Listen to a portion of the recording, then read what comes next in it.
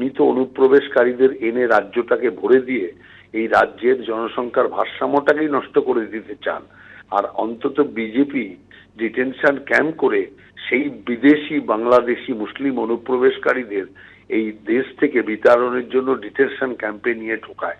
অতএব উনার চিন্তা হচ্ছে ওনার শুধু ভোট বাড়লো কিনা, উনি জিতলেন কিনা, আর আমাদের চিন্তা দেশ থাকলো কিনা, রাজ্য থাকলো কিনা।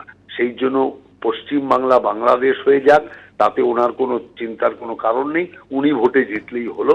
আর আমরা মনে করি যে ভোট আগে নয়, আগে পশ্চিম বাংলাকে রক্ষা করতে হবে, পশ্চিম বাংলাকে বাংলাদেশ হওয়ার হাত থেকে বাঁচাতে। তোষণের রাজনীতির অভিযোগের জবাবে ফের চড়া সুর মুখ্যমন্ত্রী মমতা বন্দ্যোপাধ্যায়। তিনি বলছেন, আমি ভাগাভাগির রাজনীতি করিনি, ধর্মনিরপেক্ষ রাজনীতি করি। এখানে ডিটেনশন ক্যাম্প করে মানুষকে দুর্ভোগে ফেলি না।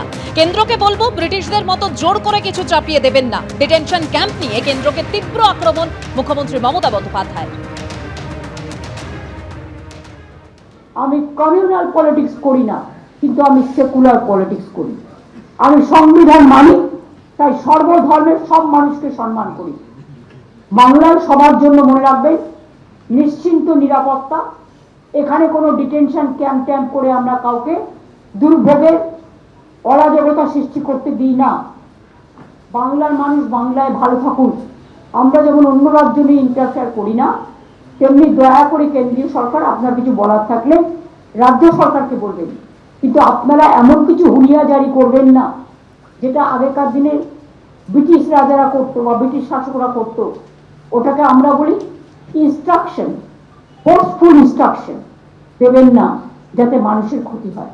আর সেটা যদি করেন রাজ্য সরকার থেকে মানুষকে যতটা মদত করার, আমরা তো করবই, কারণ আমরা তো মানুষের কাছে দায়বদ্ধ, আমরা গণতন্ত্রের কাছে দায়বদ্ধ, আমরা সংবিধানের কাছে দায়বদ্ধ, আমরা নাগরিক অধিকারের কাছে দায়বদ্ধ, আমরা গণতন্ত্রের প্রতি দায়বদ্ধ। 1947 সালের পর পলায়ন দেখেছি। ধর্ম বাঁচাতে পালিয়ে এসেছেন পূর্ব পাকিস্তান থেকে। 2024 সালে ধুলিয়ান শামশেরগঞ্জে দেখলাম হিন্দু পলায়ন। কোন রাজ্যে বাস করছি আমরা? আক্রমণ শুভেন্দু অধিকারী। আপনি বলুন, আমরা 47-এর দেশভাগের পরে পলায়ন দেখেছি। আপনাদের মধ্যে অনেকে আছে ধর্ম বাঁচাতে পালিয়ে এসেছেন বাংলাদেশ থেকে, তখন পূর্ব পাকিস্তান। আমার মাও এসেছে বরিশাল থেকে।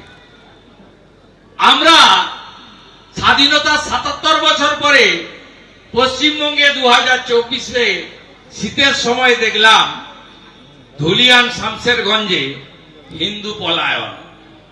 দেশি নৌকা করে জীবনটা হাতে নিয়ে উত্তাল ফরাক্কা তাকে পার করিয়ে বৈষ্ণবনগরে এসে স্কুলে তারা থাকলো, মুড়ি আর খিচুড়ি তাদের জুটলো।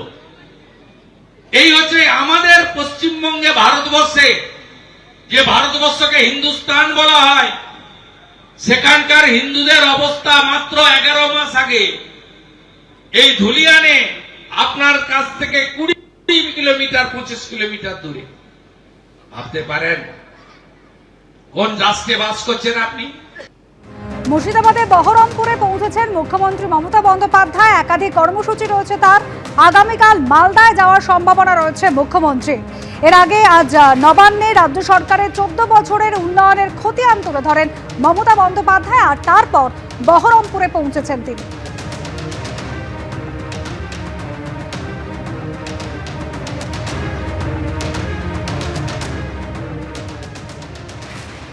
এসআইআর এর কারণে অনেক মানুষের মৃত্যু হয়েছে, বিএলওদেরও মৃত্যু হয়েছে। দুজন মৃত বিএলওর পরিবারকে ইতিমধ্যেই 2 লক্ষ টাকা করে দেওয়া হয়েছে ঘোষণা করেছেন মুখ্যমন্ত্রী মমতা বন্দ্যোপাধ্যায়। অসুস্থ বিএলওদের 1 লক্ষ টাকা করে আর্থিক সাহায্য করা হয়েছে। এসআইআর এর কারণে মৃত 39 জনের পরিবারকে 2 লক্ষ টাকা করে আর্থিক সাহায্য।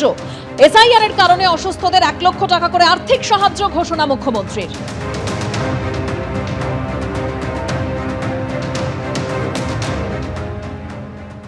অনেক মানুষ মারা গেছে ইতিমধ্যেই, দুঃখে সুইসাইড করে, এসআইআরে। তাদের জন্য আমরা পুরো সমবেদনা জানাই। আমার বিএলওরাও মারা গেছে, বিএলওদের প্রত্যেকটা পরিবার যারা মারা গেছে 2 লক্ষ টাকা করে অলরেডি 2টো পরিবারে দেওয়া হচ্ছে, একটা বাকি আছে, যদি কেউ নিতে চায় দিয়ে দেবো। কারণ অনেকে আবার সম্মানের সাথে এটা কেউ নিতেও চায় না, তারা যদি রাজি থাকে।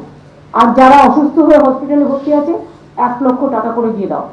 আর একটা হচ্ছে SIR এ যারা মারা গেছে, আইদার সুইসাইড অর ট্রমায় অর এখনো স্ট্রোকে ভর্তি আছে। 39 জন মারা গেছে এখনো পর্যন্ত যতটুকু আমার নলেজে আছে। 13 জন হসপিটালে সিরিয়াস আছে ইনক্লুডিং বিএলও, আর 3 জন হচ্ছে যারা সুইসাইড কমিট করতে গেছিল সিরিয়াস আছে। এদের সবাইকে যারা মারা গেছে 2 লক্ষ টাকা করে, আর যারা আহত আছে 1 লক্ষ টাকা করে তাদের দিয়ে দেয়, যাতে তাদের পরিবারগুলো অন্তত ভাবে যে সরকার দুর্দিনে তাদের পাশে আছে। নিরপেক্ষ তদন্ত দাবি করছে। কাদের চাপে মারা গেল?